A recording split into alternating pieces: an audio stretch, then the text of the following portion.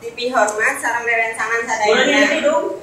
Aku kibayan sama orang keputusan tahun-tahun berkala lupa maparin waktu ke orang sadayana. Teman-teman sadayana dina ieu waktu simkuring bade ngandungikeun kumaha badina hirup sehat kanggo urang sadayana. Kebersihan teh sebagian dari iman. Urang tangtungna moal ngalawarakeun perkara kebersihan. Urang sadayana kedah ngajaga lingkungan saling awak sorangan sangkan dijauhkan tina sagala penyakit. Maki gitu, urang kedah ngalaksanakeun hirup sadibinten ku cara anu sehat.